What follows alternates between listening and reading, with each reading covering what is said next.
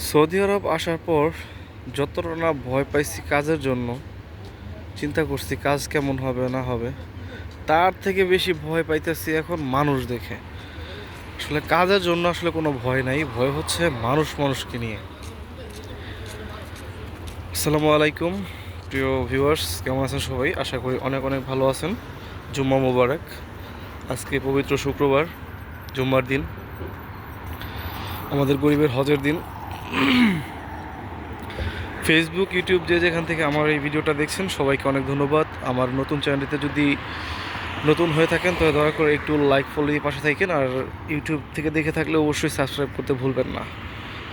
তো যে কথা বলতেছিলাম, আসলে মানুষকে দেখে ভয় পাচ্ছি, তার কারণ হচ্ছে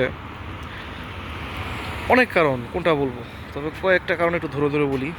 সেটা হচ্ছে ভাই, আপনি শারীরিকভাবে শ্রম করতে পারবেন, পরিশ্রম করতে পারবেন, কাজ করতে পারবেন, কোনো সমস্যা নাই, কিন্তু মানসিকভাবে কিন্তু একটা মানুষ অতটাও মানে পিক করার মতন অবস্থা থাকে না যখন সে শারীরিকভাবে অনেক পরিশ্রম করে।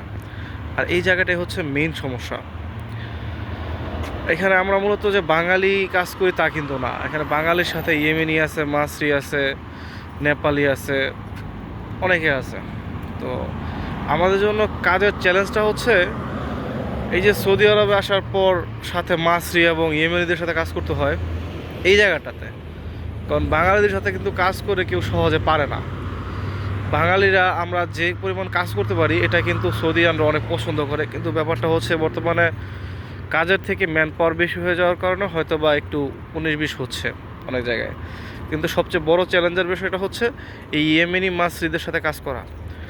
ভাই, এদের সাথে কাজ করতে যাওয়ার পর সবচেয়ে বড় সমস্যা সেটা, মানে এরা কী যে চায় আল্লাহ পাক ভালো জানে।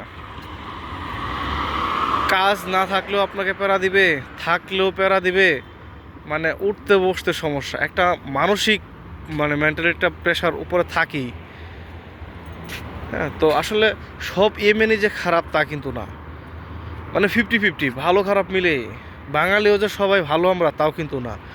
কিন্তু একটা বিষয় সবচেয়ে বড় সমস্যা, সেটা হলো একজন আরেকজনের পিছনে লাগা। এই পিছনে লাগাটাই হচ্ছে সমস্যা। এই পিছনে লাগাটা যদি না থাকতো তাহলে কোনো সমস্যা ছিল না। আবার মাছরিরাও সেম একই অবস্থা, অনেক ভালো আছে, অনেক খারাপও আছে। দুই একটার পাল্লায় পড়ে গেলে জীবন তছনছ। তো আসলে ওদের সাথে কাজ করাটা খুবই টাফ হয়ে পড়তেছে। একটা জায়গায় এই সমস্যা, আসলে মানসিক প্রেশারটা খুব বেশি দিতেছে। এই জন্য আসলে ব্যাপারটা আপনাদের সামনে আনলাম, যে যারা নতুন আসতে যাচ্ছেন অবশ্যই এরকম একটা মানসিক প্রিপারেশন নিয়ে আসেন, যে এখানে যারা আছে মাসরি, ইয়েমেনি, এদের সাথে কাজ করতে হলে অবশ্যই আমাদেরকে অনেক বেশি মেন্টালিটি প্রিপারেশন নিয়ে আসতে হবে। আর বাঙালি ভাইরাও যে খুব ভালো তা না, কারণ এরাও একই রকম অবস্থা যা দেখতেছি। কারণ একজন আরেকজনে ভালো দেখতে পারে না, শুধু বাঙালি না, এটা সবার ক্ষেত্রে এখন প্রযোজ্য হয়ে গেছে। আর বিদেশের বিড়াল কেন ভালো বললাম দেশের মানুষের থেকে, এটারও যথেষ্ট কারণ আছে।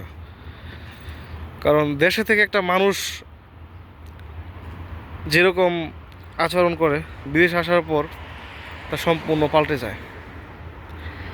কথাবার্তা, একটা নতুন মানুষ আসলে তার সাথে কীরকম বিহেভ করতে হয়, কীভাবে চলতে হয়, এই ব্যাপারগুলো অনেক ডমিনেট করে চলে। তার জন্য বললাম যে দেশের মানুষের থেকে বিদেশের বিড়ালও ভালো, ডাক দিলে কাছে আসে। আর দেশের মানুষের ভাবসাব এরকম যে সে কত বছরেও থাকে তার সাথে কথাই বলা যাবে না।